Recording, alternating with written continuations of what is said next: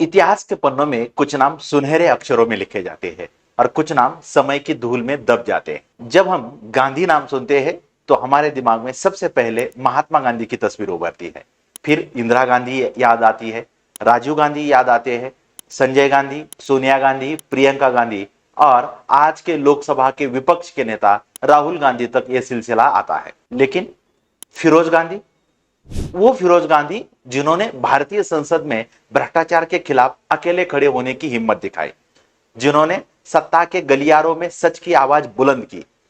वो एक स्वतंत्रता सेनानी भी थे। देश की आजादी के लिए वो कई बार जेल जा चुके थे।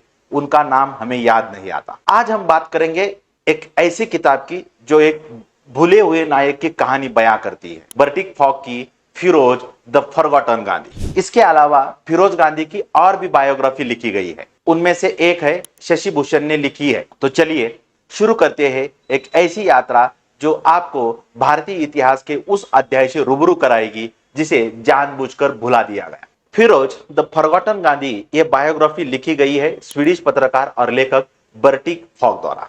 यह किताब पहली बार 2016 में प्रकाशित हुई थी। अब आप सोच रहे होंगे कि एक स्वीडिश लेखक को फिरोज गांधी की बायोग्राफी लिखने का ख्याल कैसे आया। बर्टिक फॉक खुद एक पत्रकार रहे हैं और उन्होंने भारतीय राजनीति और इतिहास पर गहरा शोध किया है। उनकी नजर में फिरोज गांधी केवल इंदिरा गांधी के पति नहीं थे, वो एक स्वतंत्र, साहसी और सिद्धांतवादी राजनेता थे। यह किताब इसलिए भी महत्वपूर्ण है क्योंकि भारतीय इतिहास में फिरोज गांधी को हमेशा एक सपोर्टिंग कैरेक्टर की तरह दिखाया गया। कहानी हमेशा नेहरू की थी, इंदिरा की थी, लेकिन फिरोज का जिक्र बस एक फुटनोट की तरह। फॉक ने इस किताब में न सिर्फ फिरोज के जीवन को दस्तावेज किया है, बल्कि यह भी दिखाया है कि कैसे इतिहास लिखने वाले कभी कभी असुविधाजनक सच्चाइयों को छुपा देते हैं। यह किताब 300 पन्नों की है और हर पन्ना एक सवाल खड़ा करता है, क्या हम अपने असली नायकों को भूल रहे हैं? आज के समय में जब राजनीति में ईमानदारी और साहस की बात होती है तो फिरोज गांधी की कहानी और भी प्रासंगिक हो जाती है। तो आइए जानते हैं कौन थे फिरोज गांधी। फिरोज की कहानी शुरू होती है 12 सितंबर 1912 को। उस समय के बॉम्बे शहर में एक पारसी परिवार में जन्मे फिरोज का पूरा नाम था फिरोज जहांगीर गांधी। हाँ, गांधी, GHANDY, गांधी नहीं। फिरोज के पिताजी एक मरीन इंजीनियर थे। बचपन में ही पिता का साया उठ गया और मां रतिमाई ने अकेले ही फिरोज की परवरिश की। बाद में परिवार इलाहाबाद चला गया। यहां फिरोज की मौसी रहती थी और यहां से शुरू हुई फिरोज की असली यात्रा। इलाहाबाद उस दौर का राजनीतिक और बौद्धिक केंद्र था।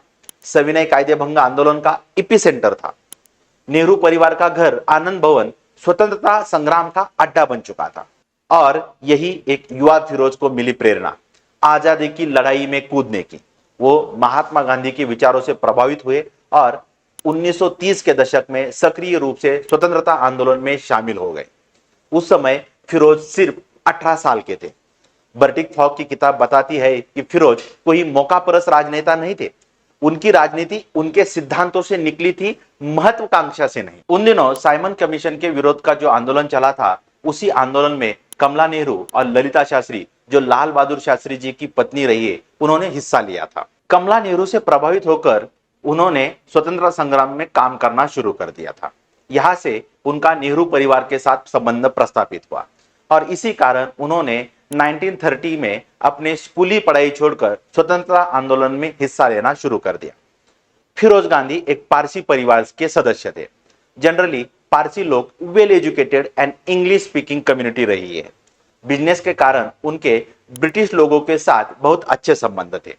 पारसी समुदाय स्वतंत्रता के पहले और बाद में भी हमेशा पॉलिटिक्स से दूर ही रहा है, लेकिन फिरोज इसका अपवाद रहे और उन्होंने इंडियन पॉलिटिक्स में अपना नाम सुवर्ण अक्षरों में लिखा है। बाद में फिरोज ने लाल बहादुर शास्त्री जी के साथ काम शुरू किया। नमक सत्याग्रह में दोनों ने एक साथ में काम किया। इसी के काम की वजह से उन दोनों को जेल में ही जाना पड़ा था।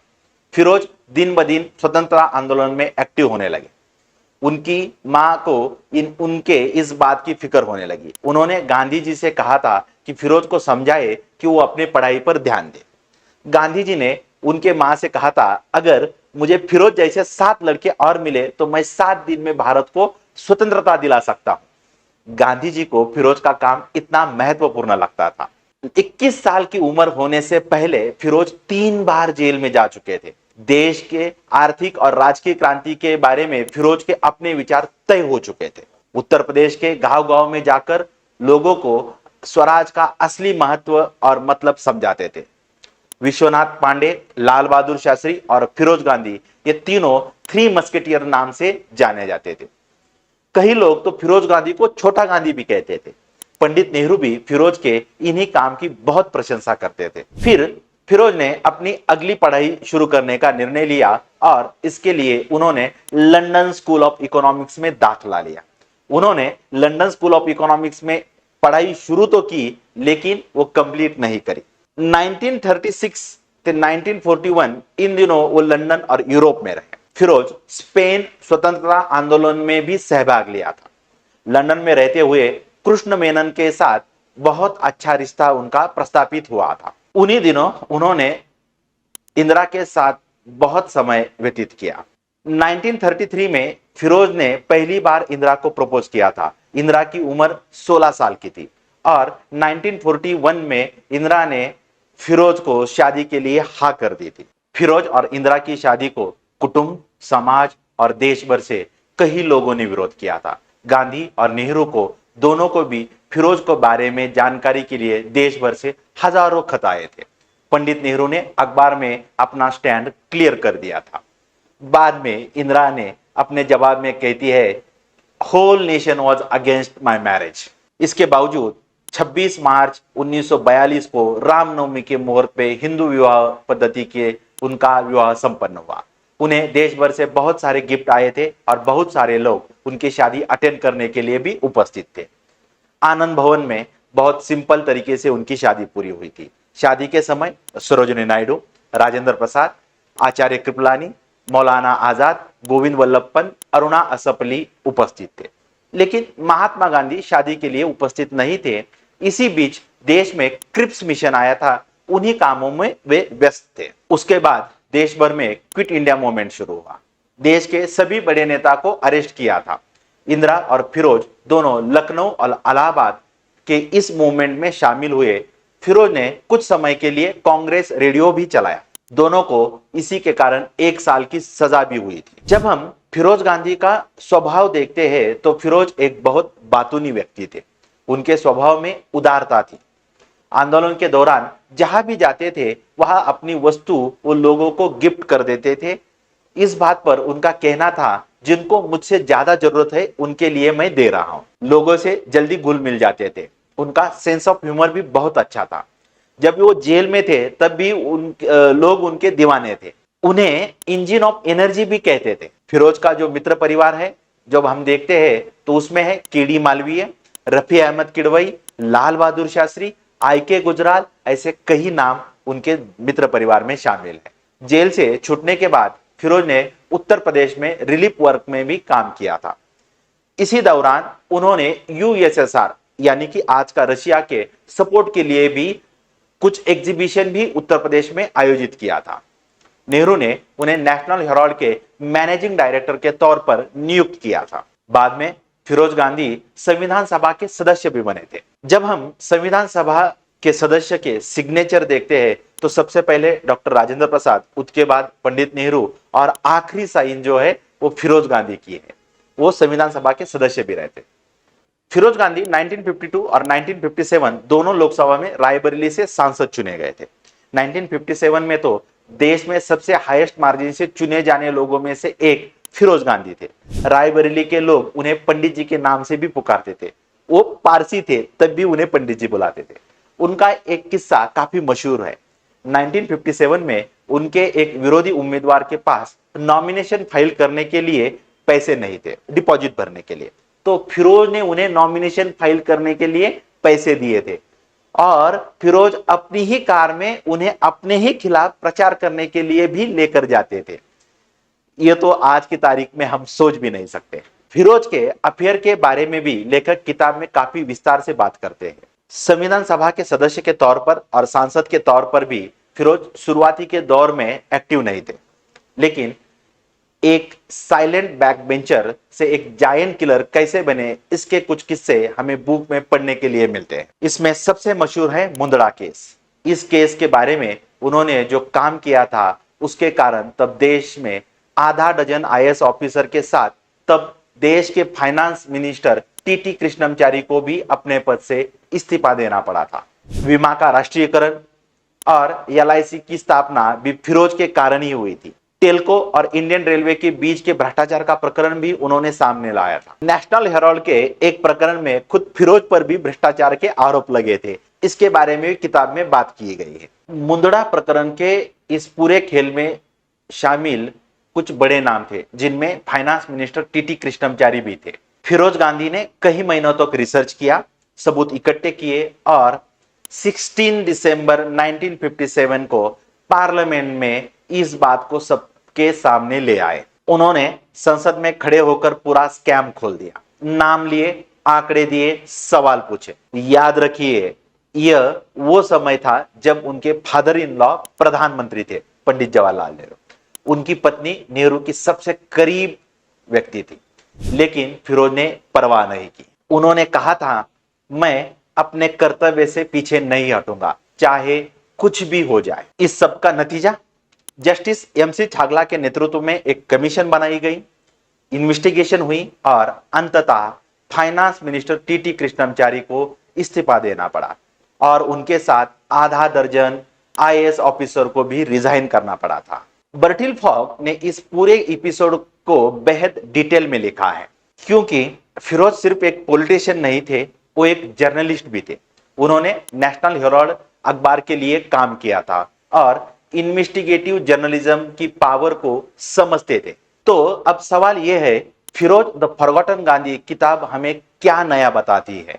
पहली और सबसे महत्वपूर्ण बात, फॉक ने यह दिखाया है कि फिरोज को इतिहास से सिस्टमैटिकली मिटाया गया।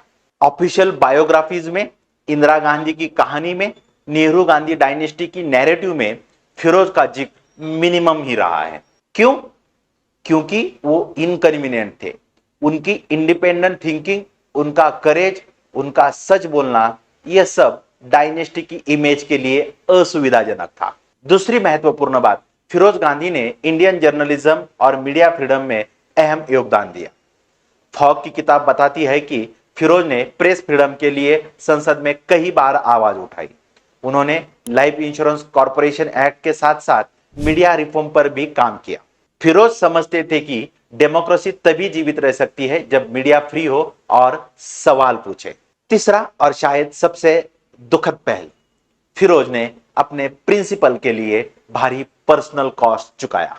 इसी कारण राजनीतिक इस्टेब्लिशमेंट ने उन्हें आउटसाइडर बना दिया। यह किताब आज 2025 में और भी रेलेवेंट हो जाती है। आज जब हम पॉलिटिकल करेज की बात करते हैं, जब हम अकाउंटेबिलिटी की बात करते हैं, जब हम डायनेस्टी पॉलिटिक्स पर सवाल उठाते हैं, तो फिरोज गांधी की कहानी हमें दिशा देती है। बर्टिल फॉक ने यह किताब इसलिए नहीं लिखी कि फिरोज को ग्लोरीफाई करे, उन्होंने इसलिए लिखी कि सच सामने आए, ताकि हिस्ट्री को दोबारा लिखा जाए ऑनेस्टली। सांसद के तौर पर फिरोज ने जो काम किया था उसमें सबसे महत्वपूर्ण माना जाता है प्रोटेक्शन ऑफ पब्लिकेशन बिल। इसी कारण फिरोज को guardian of freedom of the press भी कहते हैं। कुछ लोग उन्हें डार्लिंग ऑफ इंडियन प्रेस भी कहते हैं। उस समय पूरे देश में कांग्रेस का ही राज था और देश में हेल्दी अपोजिशन की बहुत कमी थी।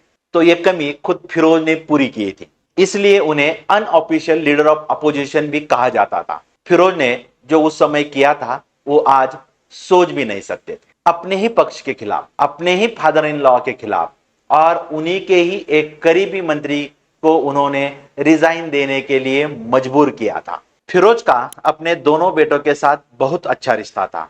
राजीव गांधी जी का जो टेक्नोलॉजी का इंटरेस्ट है उसका बीज भी फिरोज ने ही बोया था।